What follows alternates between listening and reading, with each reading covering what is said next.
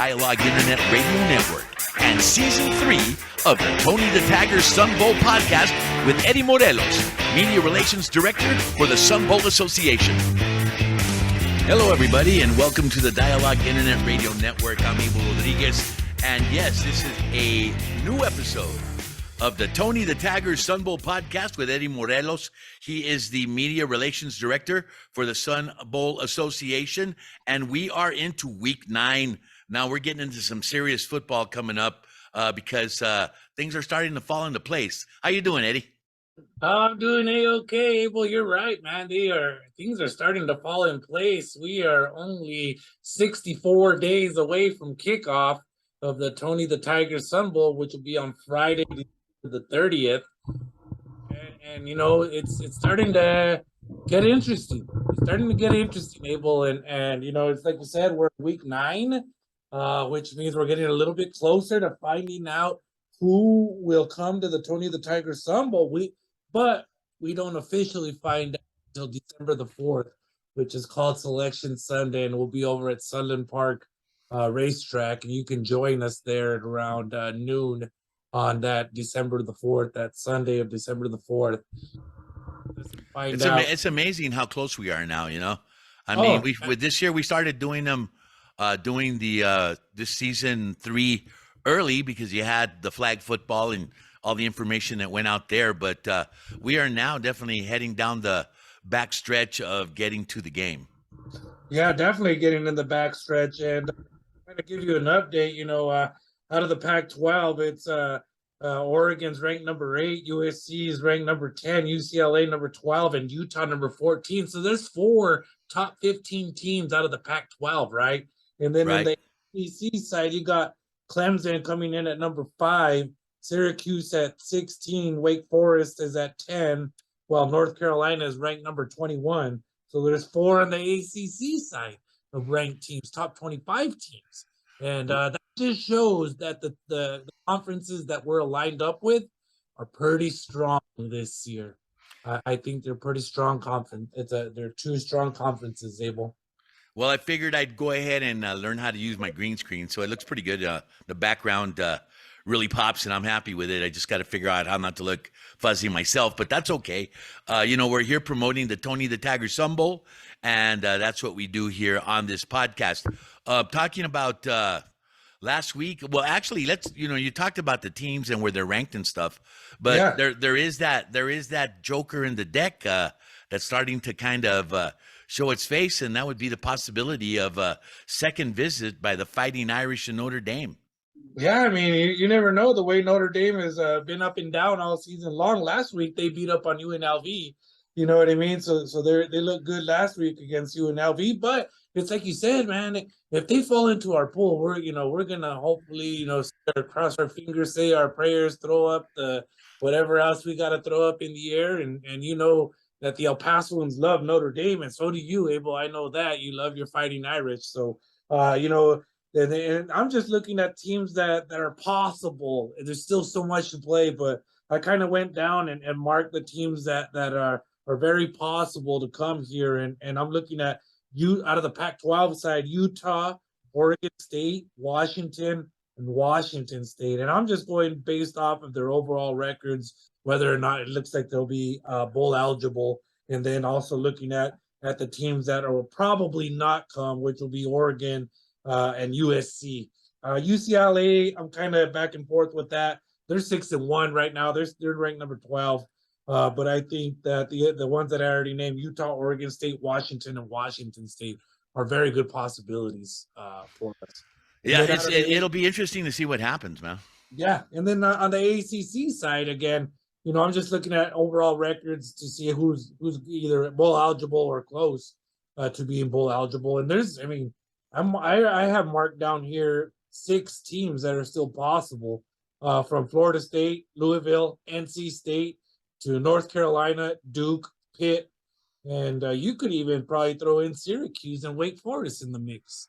I think you need to this year. They're doing that good. Syracuse kind of let me down last week. They were winning by 11 at half, and Clemson came back and took care of business at home. You're right, and the Clemson Tigers. You're right. They trailed Syracuse 21-10 at halftime before a furious rally in the fourth quarter to pull out the 27-21 victory. Clemson had not trailed at halftime at home since trailing 28-13 against Boston College in 2020. And the Tigers came back in that game too and won that game as well, 34-28. So I mean, and then you got to look. The Duke Blue Devils defeated the Miami Hurricanes Man, I couldn't believe that one either. 45-21. They whooped them. That wasn't thanks to 3 rushing touchdowns from the quarterback Riley Leonard. Leonard is the third Duke quarterback since 2004 to rush for 3 rushing touchdowns in a game, and joining a couple of other quarterbacks over at Duke. So I mean that was pretty unbelievable as well. So again, still lots of football to play. Hey, but how about this? There was a quarterback by the name of Jaden Daniels. He played here in the Sun Bowl with Arizona State. I don't know if you remember that. Well, now he plays for LSU. I don't know if you know that. I didn't know that. He plays for LSU, and he had a heck of a performance against number 7 Ole Miss with 369 total yards, 5 total touchdowns, a 75% percentage completion rate, and 0 turnovers. But we got to see him first over here in the Sun Bowl. Bragging rights, baby. Bragging rights. Hey, we're the first in a lot of things, and we'll take that one too. So, Abel, you ready to pick some games? We got man, pick them game. Let's go ahead and get that. I only hit 5 last week. I hit 7 last week. Oh, so man.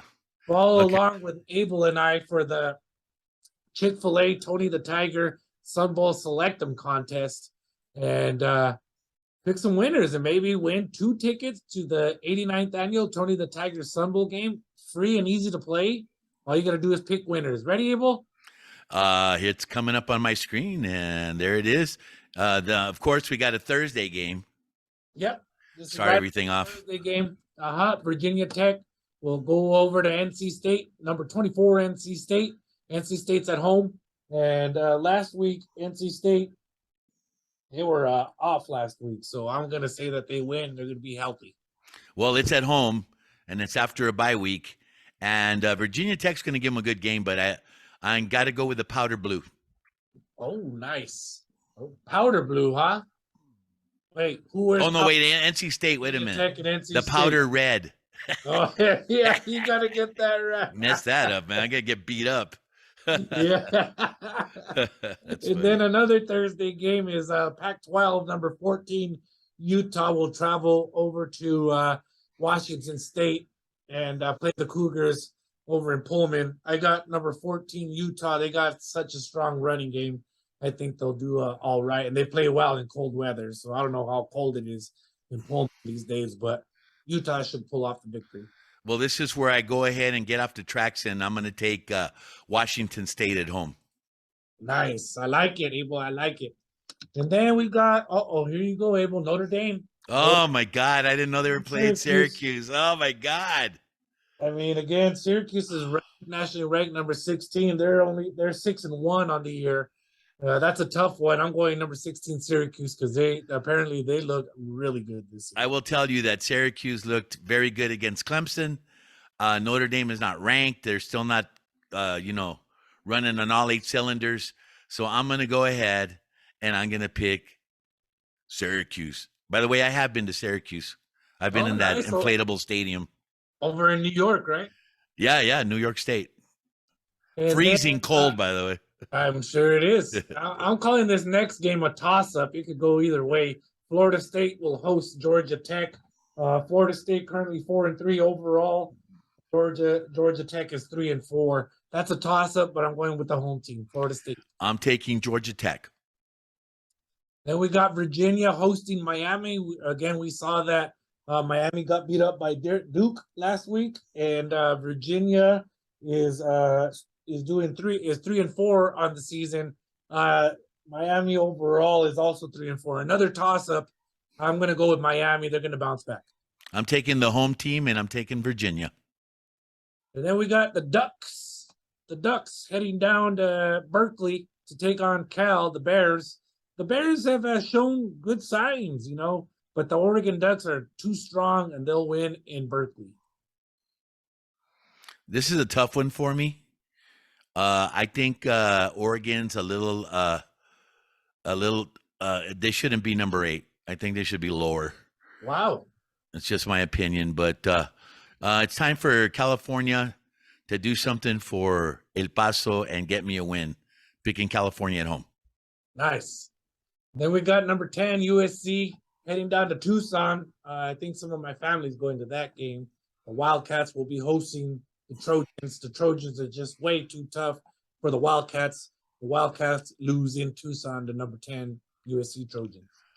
That should be a romp. I take number 10 USC. And we got Arizona State taking on Colorado up in Colorado. Another toss-up game, but I think Arizona State will find a way to pull it off on the road. Arizona State has really been mean to me this year. They've had some good wins, by the way. And I think I will go with Arizona State. Pittsburgh travels to here's the powder blue. Powder blue like this. Abel, look at. See this? I see it. Okay, I see it. All right, that's the right color. North Carolina, number 21, hosting Pittsburgh. Pittsburgh started off the year kind of tough, you know. They were ranked at one point. They are 43 on the year, but North Carolina should pull this off with Matt Brown. I believe North Carolina should take care of business. Then we got number 12, UCLA hosting Stanford. Stanford is UCLA let me down last week. Stanford is 3-4. UCLA is 6-1. That's their only loss. They let you down one time. I don't think they'll let you down 2 times. I'm going UCLA. And you know what? I'm that kind of a guy. If a girl lets me down one time, she's gone. Okay. So we're gonna go with the Stanford Cardinal. All right. And going for the tree. And then the tree, yes, the tree has been to El Paso before. As it has. And so what's the tiebreaker? Then we got the tiebreaker. Total number of points scored during the Notre Dame versus number 16 Syracuse. I got 58 points. Syracuse scored like 28 points last week, right, or something like that, and they still lost. 20. Syracuse scored 21 last week. Notre Dame scored 44 last week. Yeah, I know, but that was against Nevada. I'm gonna go with 52. Nice. So that's it, people. Chick-fil-A, Tony Tiger Sun Bowl Select 'em contest. It's that easy. It's free. You can win 2 tickets to the Tony the Tiger Sun Bowl game and join us over on December the 30th here in El Paso, Texas. And don't forget to check out our website, www.sunbowl.org. Get all your Sun Bowl information there. Tickets are on sale. We only have about 6 days left, giving away collector's items, Abel. So if you haven't got your collector's items by buying at least tickets of $25 or more, come on into the office. It's the only way you can do it. Come into the office, buy 2 tickets of $25 or more, and get your collector's item. A lot of people have done it. It's been really neat to see these people come back and tell their stories about their love for the Sun Bowl. All these fans who are regular goers of the Sun Bowl. It's really been really awesome to see and be a part of. Well, you know, there's a lot of talk now. There's a lot of chatter going on about the Don Haskins Basketball Invitational and the Westar Don Haskins Basketball Invitational. And it's interesting because UTEP is playing New Mexico State and their first home game at the Don. And then New Mexico State comes back for the tournament. Mm-hmm. So it's going to be interesting because UTEP's doing the sell out the Don for the first game, and it's against a rival, soon to be conference rival. So there's a lot of buzz going on. And last time I talked to somebody from the committee, they told me that there are ticket sales going on for this year's Westar Don Haskins Sun Bowl Invitational. Oh yeah, the tickets are on sale. You can get your tickets through UTEP Athletics. Go to utepminers.com/tickets or call 915-747-8837, 915-747-UTEP. You can also email them at tickets@utep.edu. Again, tickets are on sale. You got the 2-game 1-night package or the 4-game 2-night packages. We also have military discounts and UTEP student discounts. Go to assemble.org for all your ticket information. Go to sunbowl.org, under the events tab, and click on Don Haskins Basketball Invitational, and you'll get all your ticket information. Kent State will play against New Mexico State on Wednesday, December the 21st. And then that'll be followed by North Carolina A&T taking on UTEP. So really excited for that first home game between UTEP and NMSU, because that'll give us a little preview of what's to come for the tournament. I don't know if you've been out to practice at all for UTEP, but I did get to go see the scrimmage for New Mexico State, and New Mexico State is fast and athletic. I'll say that. Well, that's what you want in a basketball team. And I will say that I've gone to plenty of practices since the summer, watching Coach Golding have to put together a brand new team, only 3 returning players from last year. But I will tell you, they're much bigger in size, and they also are fast. So it should be a very interesting game, the first game of the season. And then, of course, they come back at the tournament to play again, hopefully in the championship against UTEP. It should be a wonderful, wonderful time. And, we understand that New Mexico State will be showing up for that tournament game. They're probably giddy that the second game is dependent on winning in the first round of that tournament, and then showing up there to try to win, not only to win, but to also win the tournament and become the tournament champion. Oh, most definitely. Bernie has been talking with the athletic director down in New Mexico State, Mario Mocha, and they're really excited. They've already been trying to push tickets to their fans over there in Las Cruces. So we got to make sure that everybody shows up, both from El Paso and Las Cruces, so we can pack that arena on both nights. Get out and support the Miners and the Aggies on the first night, cheer them on, and hopefully we'll see what happens. And if they're both in the championship, it'll fill the stands again. So we'll I'm predicting that this will probably be one of the biggest attended tournaments, basketball tournaments that we've had in quite a while. Oh, I believe I'm right there with you as well. And, pretty exciting stuff there, Abel. So again, we got the West Star Don Haskins Sun Bowl Invitational, which is set for Wednesday 21st. And Thursday, December 21st and 22nd. Again, at Kent State, New Mexico State, North Carolina A&T, and UTEP. Before that, we got we have a big parade coming up. It's the Glasheen Baez and Inderman Injury Lawyers Sun Bowl Parade. That's Thanksgiving morning, only 28 days away. The parade theme this year is Mardi Gras, El Paso style. Grand marshals are going to be Jimmy Rogers Jr. and John Fulmer, who are big-time volunteers and board members for the Sun Bowl Association. They are legacies, man. They're not just they are legacies to the Sun Bowl organization. It's amazing. They have been helping the Sun Bowl longer than I've been alive, Abel.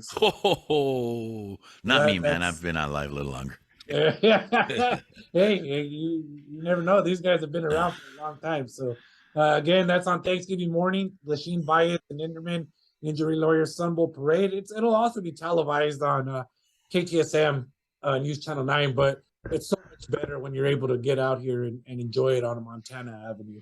Definitely a Thanksgiving tradition here in town, and it's been around for such a long time. And 85 years. Yeah, so it's the type of thing that's another legacy event that is run by the Sun Bowl Association, and El Pasoans, they have no problem showing up. So should be a good time, for all, and it'll be interesting to see, how they did the floats, for that theme.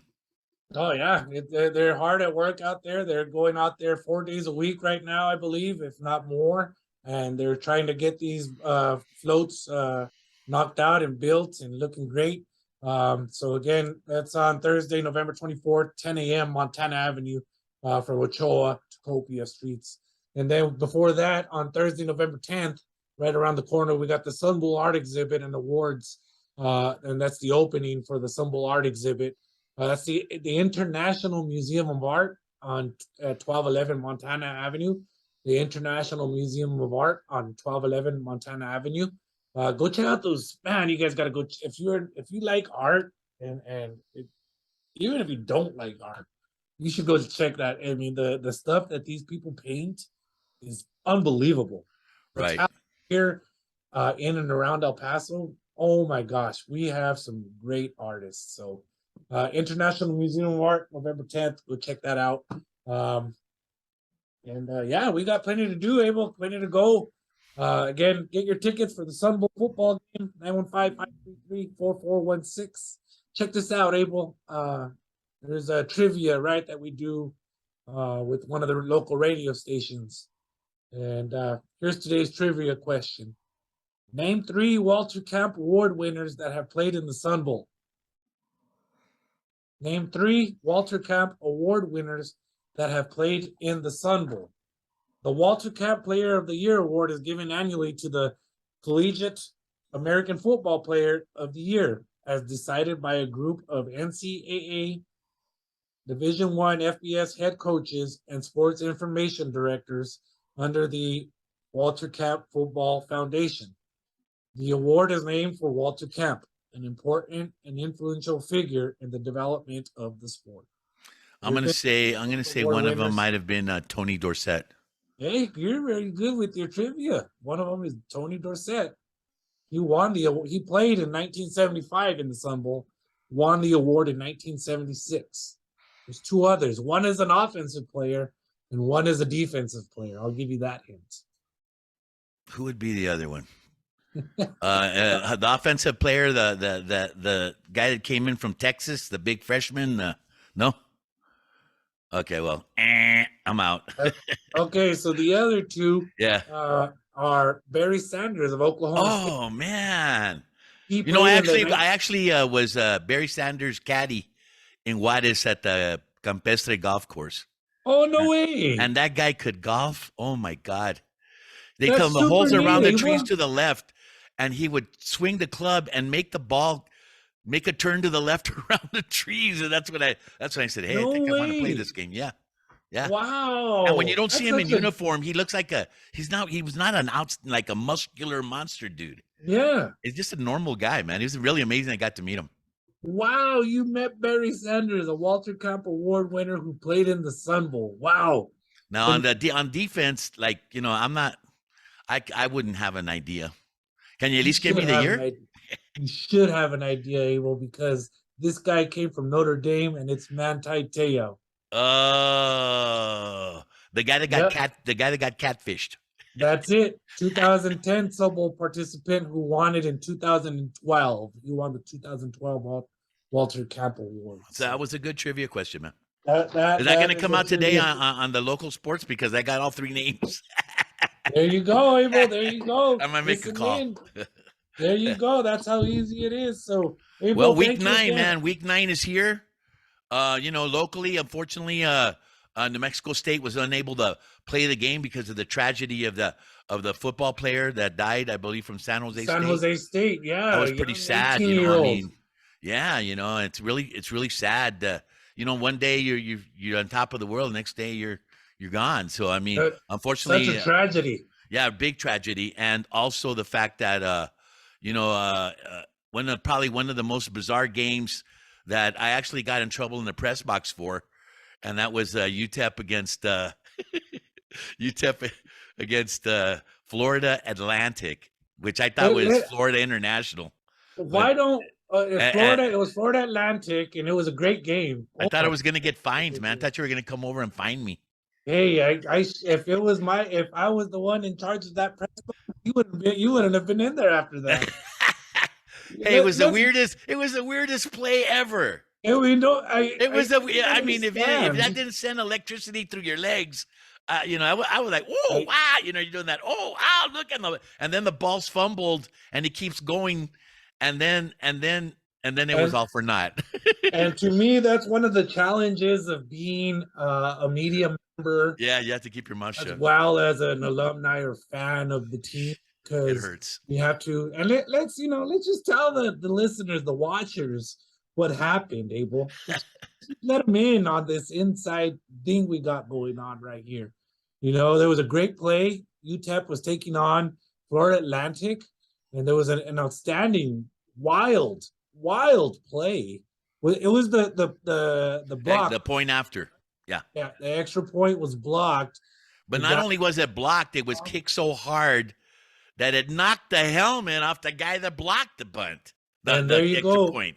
And And there then it he is. chased after the ball, even without his helmet, and realized he didn't have his helmet off and backed off. But while that was going on, the ball was still being fumbled further and further towards the Miners side of the field. The Miners grabbed the ball finally and run it all the way in for what should have been 2 points on the other end. But no.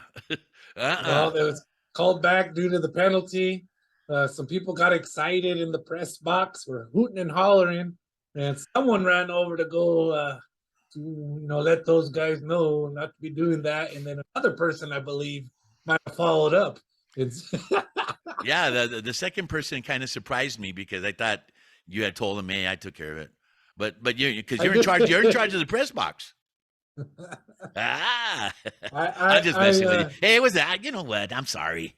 I've only been covering stuff forever, and that was it was one of those. Look, when you see a team that all of a sudden you feel has a lot of bad juju, has for unexplainable bad luck juju, and that happens, and you think, oh, we broke the spell. They're bringing it back. Yeah. Bringing it back. And they brought it back, and they let the guy kick the extra point again, But one of the things was that I finally saw that. Yeah, I finally saw 4 minutes worth of offense that was run correctly. They got close enough to even possibly score. And then with 4 seconds left, you get your kicker in there, and they tried to ice him once, and then he came back. And it was funny because I forget his name, but he said on the interview after the game that he knows the percentage goes up higher when you ice the kicker of the kicker making it on the next attempt. Wow. He said he studied that. Wow, I did not That's realize amazing, that. man.